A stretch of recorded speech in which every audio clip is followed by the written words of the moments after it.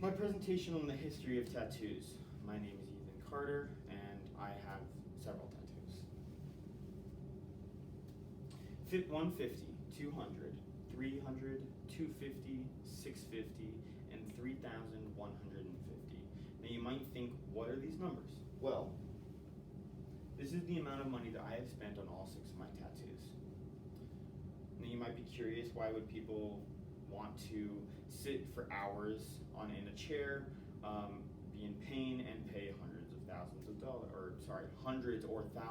dollars for tattoos? Well, you'd be surprised that it actually started almost 5,200 years ago. Now, in the Alps, we found a Iceman that we nicknamed Otzi.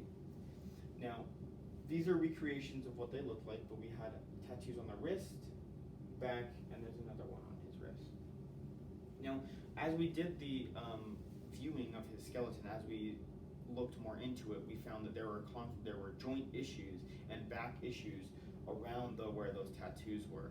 And similar to how acupuncture is today, we deemed that these tattoos were used for therapeutic reasons, to help alleviate some of that pain that he was having. Kind of going a little bit to Egypt and Greece. Egypt had a big history of tattoos, mainly with the women. Women were the majority of people that had tattoos. Actually, really the only people that had tattoos. It was a way to show status. A lot of women had thigh tattoos. We've seen a lot of hieroglyphs of images on tattoos, and we see them on mummies. As well as we see images of the women that have the dots around their neck. Those were deemed as tattoos. The way that it was done back then, when instead of today how we have an electric needle, this one they took wooden sticks and they poked the skin. They took some smoke black of wood or oil, and they mixed it with the milk from the breast of a woman, and they smeared that over those holes that then closed up and kept the ink inside the skin. And this was done to women around the age of 5 or 6 so they could grow up and be that kind of status symbol their whole lives. In Greek, it was more of a status symbol of power, and more of a way to differentiate people in their different sects of life. Where Greeks, you had tattoos if you were part of a specific religion, if you were a slave, if you were a criminal, or if you were a part of any different organization or sect in your community. There were tattoos that deemed you part of that.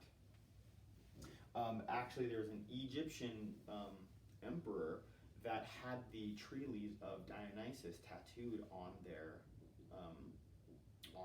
shoulders as a way to worship Dionysus. As well as we have Asia and island cultures having tattoos. Japan is a big example that differentiated between Egypt and Greece, where it didn't show status. It didn't show this power. It more showed to other people that you were part of a criminal organization, or you were part of the Yakuza, which is a Japanese gang. It showed fear for what you have done or what you're capable of doing in the Japan culture. And in island cultures, it was definitely status and rank, but it was also your ancestry, and it was also your abilities.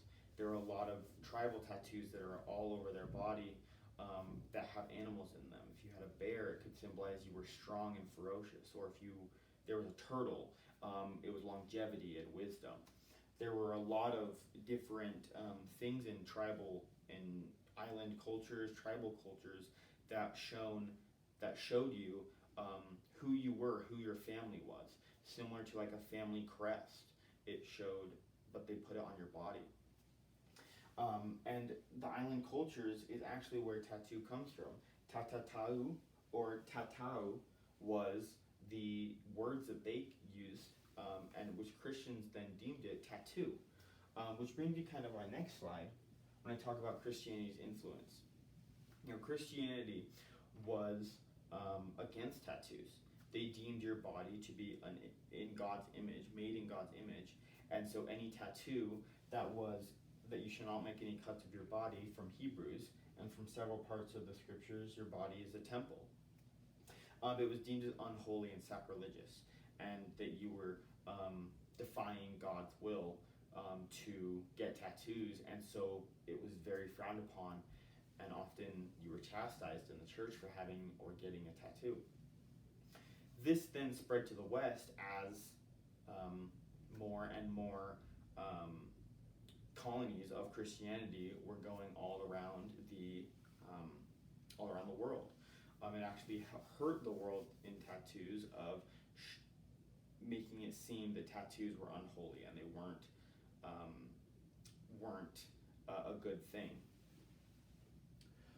And kind of coming a little bit to modern days, over the last 100 years, there have been many improvements in sanitation, as well as the way that tattoos are done with the electric needle instead of just a stick and poke method, which made tattoos an easier commodity to get and less painful. Around the 20s and 30s, tattoos were only really around unsavory people. You have sailors, circus freaks, who they used to show one person who had their entire body tattooed as one of their acts. And prisoners, criminals, had those tattoos. Around the 40s, there's a massive patriotic boom as World War II was going on. The men in war and soldiers were tattooing their squadrons, their platoons on themselves, as well as the women back home who were still at home, showing their love for the freedom, their love for the United States as they were at home. Now, going into the 50s, as the war ended, America came into this really conservative view, and tattoos were then kind of went back underground, and only criminals and circus freaks and military men really had those symbols on them, those tattoos on them. As we go into the 60s and the Vietnam War, that was a very unpopular opinion in the United States. This brought a essence of rebellion and rebelling against the conservativeness of America, which led to people getting more and more tattoos, where the big peace symbol was a huge tattoo that boomed, and people showed it as a way to rebel against normal societal life. As we go into the 70s, as more rock stars started getting more tattoos, Janis Joplin was on the cover of the Rolling Stone that showed her tattoo on her wrist, which led to a big increase in females getting tattoos. And then in the 80s, when TV came out and MTV as a channel came out, people were then expressed to get tattoos to show their